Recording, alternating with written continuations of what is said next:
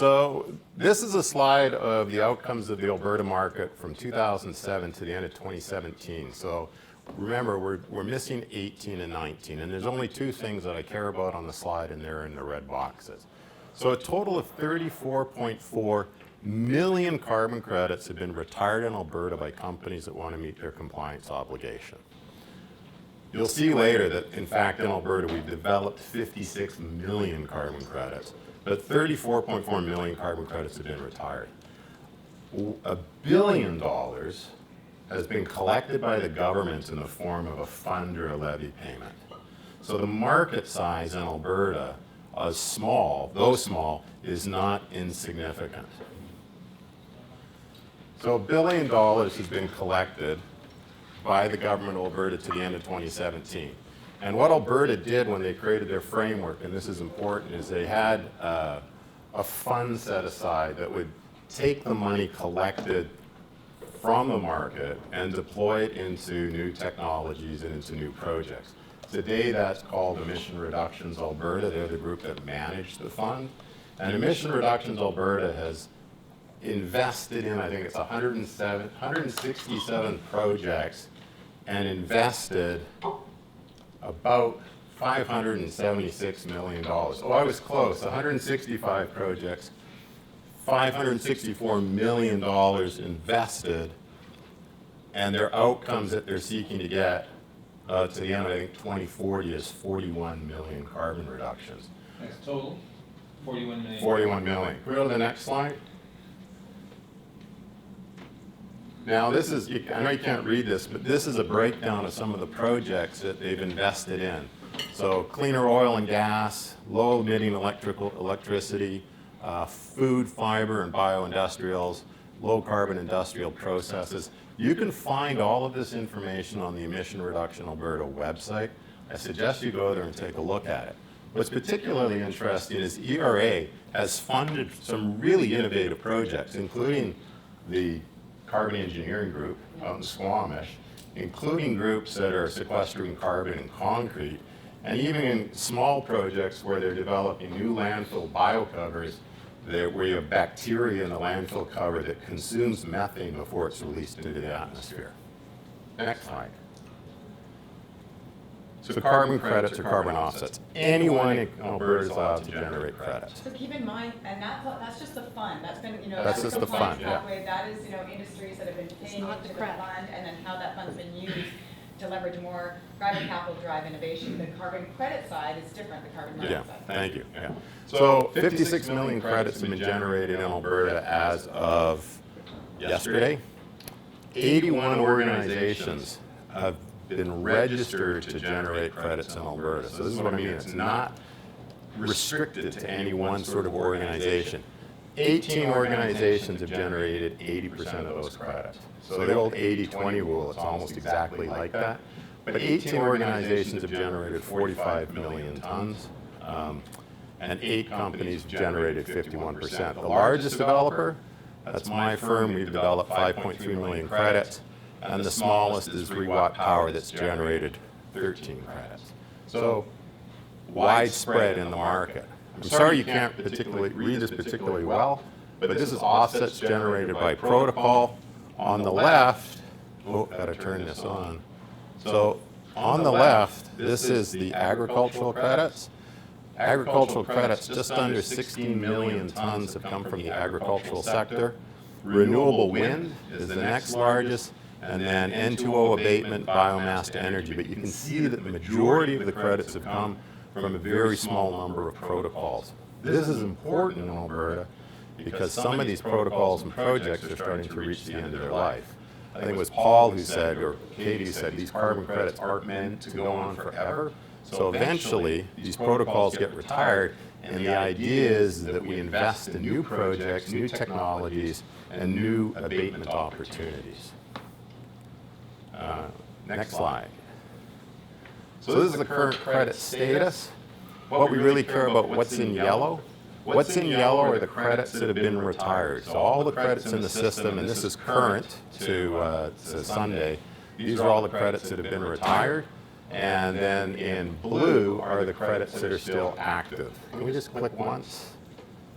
So the active credits, 8.5 million credits in the market today that are worth over $250 million. Not insignificant. One more time. 46 million credits have been retired, and their value at retirement was just under $900 million. So our little market in Alberta is worth well over $2 billion since it began in terms of the carbon tax that was, the carbon levy that was collected, and the carbon credits. And I haven't even spoken about emission performance credits. So functionally, what this really means, and I must be really tired today because I was going to say, if you remember that really bad movie, Field of Dreams, if you build it, they will come. Well, Alberta built the market in '07, and I'd say 81 companies are out there trying to develop carbon credits from that wide swath of protocols. Next slide. People don't want to sell the rest. We're waiting for them to go to $50. Waiting for the value to go way up. Can I say something, actually, go back, please? This is important, and Aaron, we're going to talk more about this. But, you know, a lot in our space, it's invalidation, funny stuff, fraud, hot air, blah, blah, blah. And so some people, Yeah. oh, yeah, and so some people will be like, oh, well, Alberta, like, you know, the revocation, right? So that little orange sliver, during those earlier years, as it was getting the start to its run, that orange is the credits that were revoked.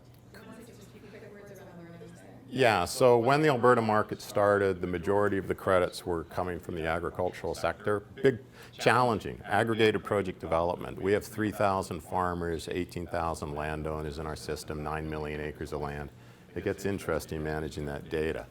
There were organizations that were generating their credits, and I believe doing best efforts, but they missed things. The government came in and re-audited the program, and they actually revoked a total of 500,000 credits from a project, and it kind of threw the market into turmoil. What people don't know is that about 300,000 of those credits came back into the market later after they were revalidated. So when we look at the revocation risk, it comes out to, I think it's about 2% of the market now in total, but it's actually lower than that when we think about those credits coming back in. We moved to a reasonable level of assurance in Alberta in 2012 for auditing. No credits have been revoked since that came into effect. So I would argue that there, and I have a whole presentation on revocation risk, but we won't do that today. And we'll go to the next slide and actually skip this one because we've got time constraints. So First Nations in Alberta's carbon markets. 4 First Nations have participated in Alberta's carbon market: the Musqueam, the Piikani, the Siksika, and the Kainai.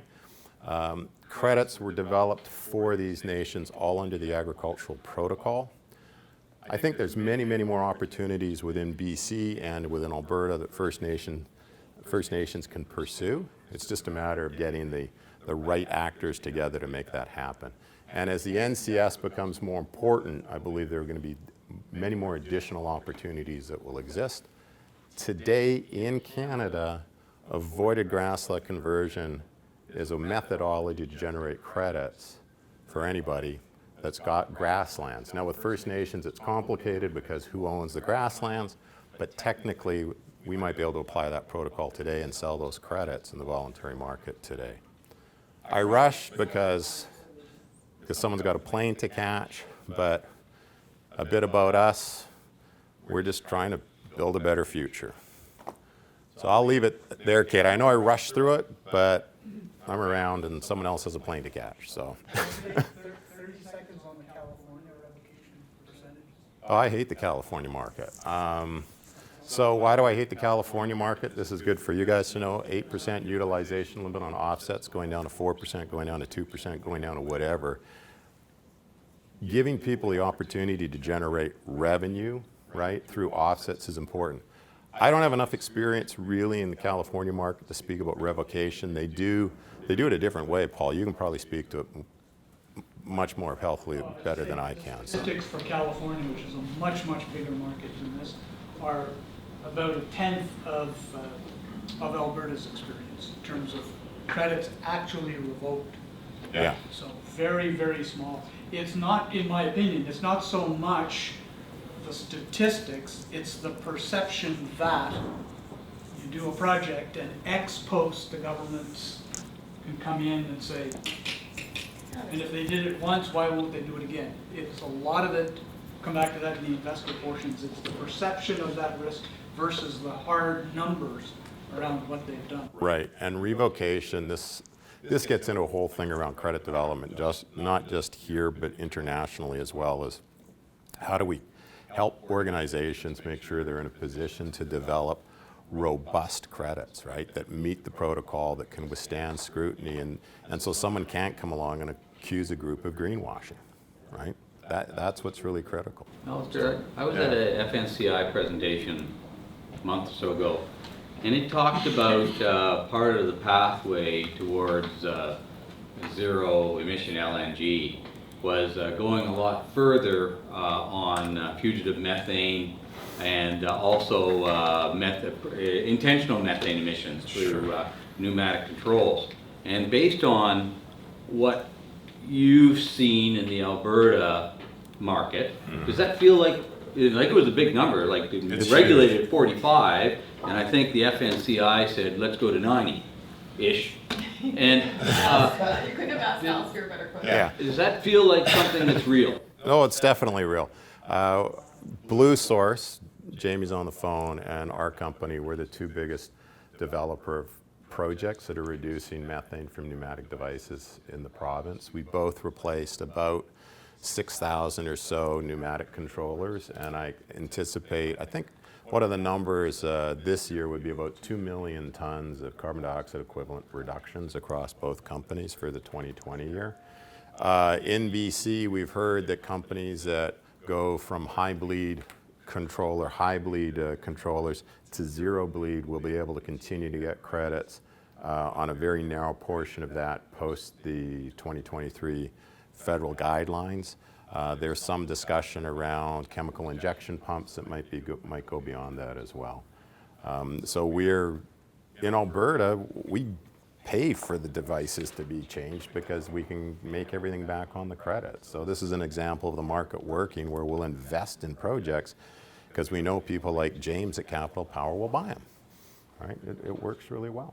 So what are you achieving for your reduction in methane? What are we achieving? Yeah, like it's 45 now, the new regulation's 45, how high can you push it?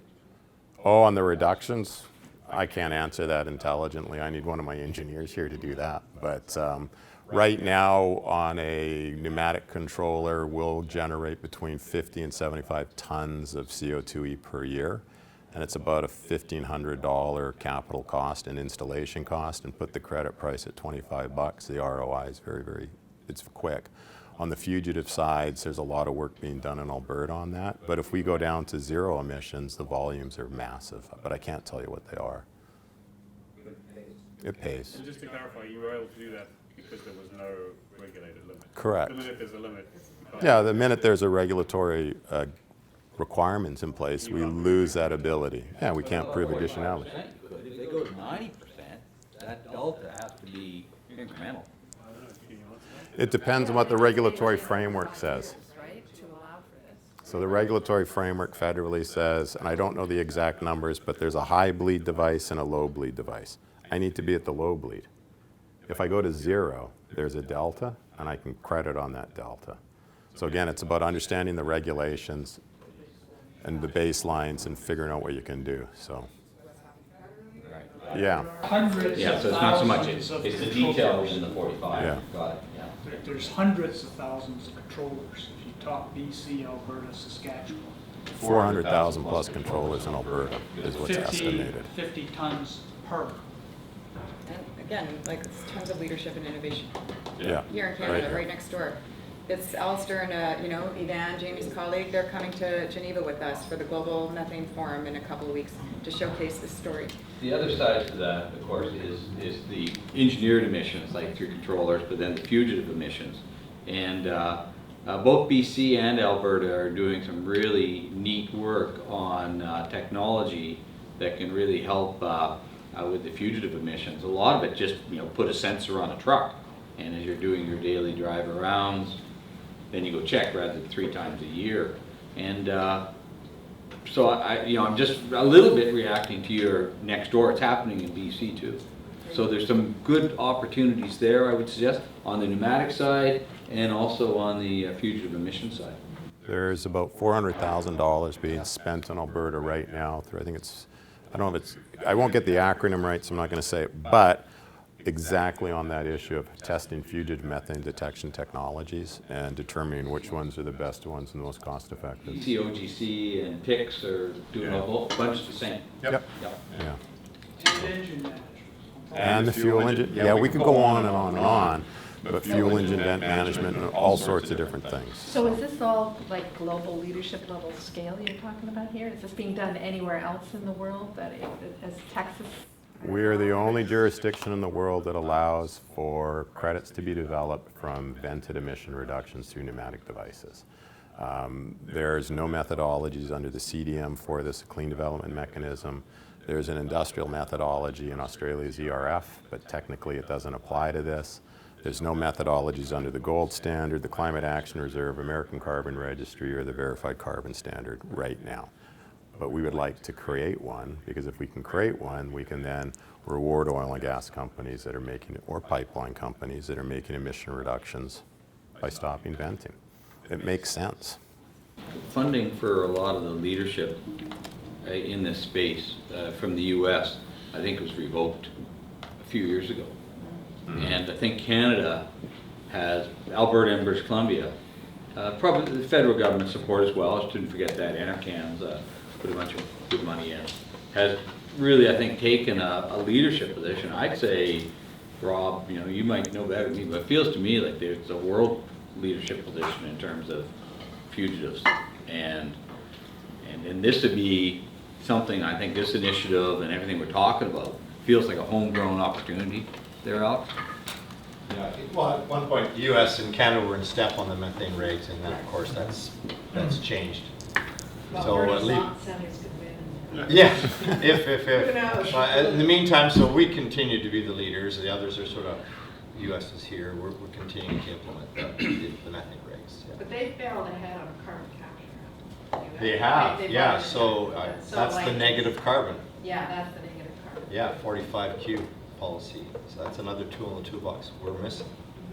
But you know, it's interesting that we got on this, you know, in the pilot landscape, and I highlighted a couple of bubbles, the ITMO Article 6 pilots, and there was one bubble that we didn't talk about at all, and that was the Canada-Chile, and also Canada-Mexico. So Canada, federal government, climate finance, public sector money, has gone into support Canadian-grown clean technology deployment in Mexico, and Mexico is fugitive technology, born out of Alberta, BC, and Chile, it's clean waste technology. So then to deploy in Chile, Mexico, also supporting capacity building, so monitoring, reporting, the verification, the just building more personnel down there. There is not right now any MOU between Canada and Chile or Canada and Mexico that some of those greenhouse gas reductions from that Canadian-born clean technology could be exported to Canada, but it could be For RNDC. Yeah. It could be, and if you think about that's the type of story, right? That would be a good, first of all, you know about the data, right? You can lend support to all of those activities on the ground, infrastructure, tracking, no double counting, right? But you also have the Canadian clean tech export scale, that story. So those are the kinds of possible things to watch in those models. And yeah, the fugitive technology is the one of a handful right now. Yeah, one of many. So a combination of the methane with the nature-based solutions on a, In the pilot. yeah, would be globally significant. Yeah, so why doesn't Canada have a pilot? Well, I thought that's where you guys were going to go with your recommendations Well, to first of all, government. as Matthias said, Canada hasn't publicly, Canada has not publicly said that it needs international cooperation yet to reach its current NDC of 2030.